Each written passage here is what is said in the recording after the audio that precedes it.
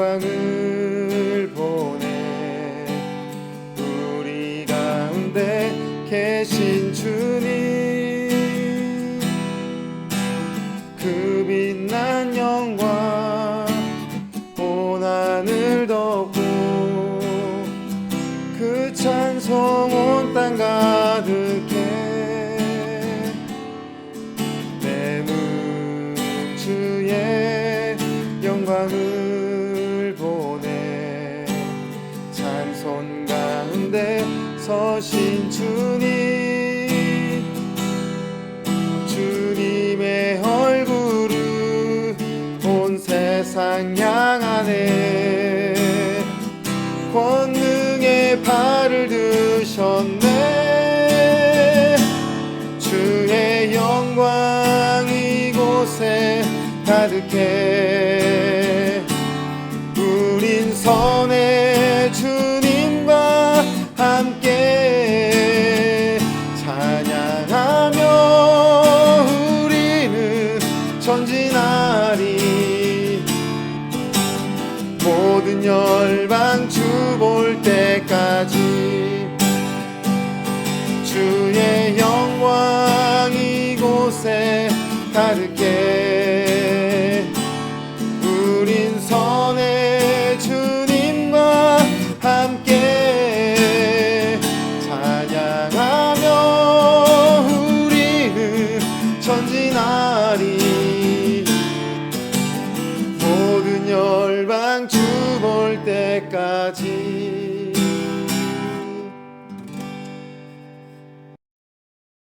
하나님의 말씀 에스라 6장 19절에서 21절을 같이 읽도록 하겠습니다. 사로잡혔던 자의 자손이 정월 14일에 유월절을 지키되 제사장들과 레위 사람들이 일제히 몸을 정결하게 하여 다 정결하매 사로잡혔던 자들의 모든 자손과 자기 형제 제사장들과 자기를 위하여 유월절 양을 잡으니 사로잡혔다가 돌아온 이스라엘 자손과 자기 땅에 사는 이방 사람의 더러운 것으로부터 스스로를 구별한 모든 이스라엘 사람들에게 속하여 이스라엘의 하나님 여호와를 찾는 자들이 다 먹고. 아멘. 앞으로도 가야 할 길이 많이 남아있지만 성전을 완공하는 것으로 에스라의 전반부의 이야기는 끝이 납니다. 말씀의 역사를 돌아보면서 하나님의 역사하심은 하나님의 시간과 하나님의 방법으로 하나님의 일을 완성해 가심을 우리는 보게 됩니다. 그 가운데 오늘 본문을 통해서 하나님의 일이 완성됨으로 보게 되는 두 가지를 우리가 이 시간 나누고자 합니다. 저를 따라서 이렇게 말씀해 주세요. 첫째, 지키셨다. 둘째, 하셨다. 그러니까 하나님의 일을 완성하실 때 하나님이 지키시고 하나님이 하셨습니다. 그리고 오늘 시간에는 지키셨다 하는 의미를 나눠보기를 원하는데요. 이 하나님이 지키셨다라는 의미는 구별되게 하셨다는 의미가 있습니다. 하나님의 일을 완성하실 때 그것에 참여하는 구성원들이 구별되도록 지키셨어요. 그리고 그 구별됨의 기준은 말씀이었습니다. 6장 18절을 보면 제사장을 그 분반대로 레위 사람을 그 반차대로 세워 예루살렘에서 하나님을 섬기게 하되 모세의 책에 기록된 대로 하게 하니라. 하나님의 말씀의 기준이 되는 그 말씀을 따르는 그들로 하여금 하나님이 그들에게 어떤 마음을 주시게 하셨냐면 스스로 구별되고 정결하게 행동하도록 하나님이 만드셨어요. 6장 20절을 계속해서 보면 이렇습니다. 제사장들과 레위 사람들이 일제히 몸을 정결케 하여 다 정결하게 하며. 21절을 보면 사로잡혔다가 돌아온 이스라엘 자손과 자기 땅에 사는 이방 사람의 더러운 것으로부터 스스로를 구별한 모든 이스라엘 사람들에게. 그러니까 우리는 다 알고 있듯이 예수님이 이제 최종 결산을 하시는 자리에서 자와 우, 양과 염소로 각각 구분하신다는 것을 우리는 알고 있습니다. 마태복음 25장 32절을 보면 모든 민족을 그 앞에 모으고 각각 구분하기를 목자가 양과 염소를 구분하는 것 같이 하여. 여기서 우리 한글은 구분이라는 말을 했지만 사실 구별이라는 말이 더 적합하다고 생각을 하는데요. 이 구분에 사용된 헬라어 아포리조의 단어의 뜻은 분리되다, 택하다, 결정하다의 의미가 있습니다. 그러니까 구분에는 분리되다, 택하다, 결정하다. 그러니까 예수님이 이 최종 결산하시는 자리에서 믿는 자와 믿지 않는 자를 분리시키다는 거죠. 택하신 자들을 구별시킨다는 의미가 있습니다. 그래서 결산의 자리는 분명하게 구별되어 있어야 하는 시간입니다. 그러니까 에스라에서 이 성전의 완공은 중간 결산의 자리가 의미가 있는 것이고 최종 결산이 아니라 중간 결산의 의미가 있는데요. 이 중간 결산의 자리에서 하나님은 지금 이스라엘 민족을 향하여 구별되어 있으라고 말씀하는 거죠. 성전을 짓는 과정에 저마다의 이유가 있었습니다. 물론 이스라엘 지도자들은 아주 철저하게 이방 민족이 참여시키지 않고 하나님이 선택한 이 포로 귀향에서 포로한 자들이 이스라엘 민족이 주도적으로 그 성전 짓는 일을 하도록 노력했지만 그래도 그 안에는 다양한 어떤 이유가 존재했을 것입니다. 어떤 이들은 온전한 믿음으로 참여했겠지만 또 어떤 이들은 마지못한 믿음도 있었을 것이고 또 어떤 이들은 생계를 위한 수단으로 그 성전 짓는 일에 참여하기도 하였을 것입니다. 그런데 중간 결산을 하는 자리에서 하나님은 분명하게 그 정체성을 결정하라고 요구하고 계시는 거죠. 그러니까 말씀을 묵상하면서 하나님의 일을 한다고 하지만 모두가 그 믿음을 하나님이 인정하는 믿음은 아닐 수도 있겠구나라는 생각을 하게 되었습니다. 열정과 열심으로 하나님의 일에 참여를 하는데 애매모호한 정체성을 가지고 있는 사람으로 남아있을 수도 있겠구나라는 두려움도 생겼습니다. 그래서 하나님이 한 번씩 우리의 마음을 이렇게 건드시는 일들이 있잖아요.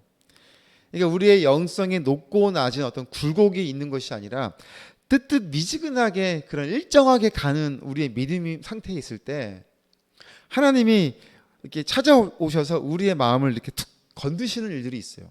말씀을 들을 때, 또 기도할 때, 찬양을 할 때 여러 가지 어떤 되어진 상황 가운데 번뜩 우리의 마음을 탁 건드시는 그런 일들이 있습니다. 근데 바로 그런 시간이, 그런 자리가 하나님이 각자에게 중간결산을 하시는 자리인 걸 우리가 깨달아야 돼요. 내 믿음이 지금 온전한 정체성 위에 세워져 있는가? 또 혹시 흐트러져 있지는 않는가? 점검하는 시간이 되어야 하는 자리인 거죠. 하나님이 그렇게 우리를 부르시는 거죠. 그리고 하나님이 그렇게 우리를 부르시는 의미는 중간 결산하는 그 자리에서 하나님이 우리를 지키시기 위하심이에요. 택하신 백성으로 구별하시기 위해서 점검하시는 자리입니다. 사랑하는 동역자 여러분, 하나님의 일을 완성하시는 가운데 우리가 두 가지를 볼 수 있다고 하였는데, 첫째는 지키셨다, 그리고 둘째는 하셨다라고 말씀드렸습니다. 오늘은 이 지키셨다는 의미를 잠깐 나눠봤는데, 지키신다는 것은 구별되게 하셨다는 것이고, 그 구별되어 있는지를 중간 결산을 통해서 점검하고 계십니다. 그리고 정말 이 시간 저와 여러분이 정말 정체성이 분명히 세워져 있고 온전히 구별되어 있는지 오늘 하나님은 21절을 통해서 우리에게 두 가지 점검 리스트를 하나님이 말씀해 주셨는데요. 21절을 보면 이렇게 말씀하고 있어요. 더러운 것으로부터, 그리고 하나님 여호와를 찾는 자들이, 이 두 가지 지금 리스트를 통해서 우리가 지금 온전히 구별되어 있는지를 한번 우리를 스스로를 살펴보기를 하나님이 원하고 계세요. 더러운 것으로부터라는 의미는 하나님이 만드신 세상이지만 뒤죽박죽 우리가 모든 것이 지금 섞여져서 살아가고 있어요. 그러니까 하나님 세상에서 모든 것이 더럽다, 그런 의미가 아니라 우리의 믿음을 멈추게 하고 우리가 하나님 앞에 온전히 다가가지 못하게 하는 그런 것들을 하나님이 더럽다고 이야기하는 거죠.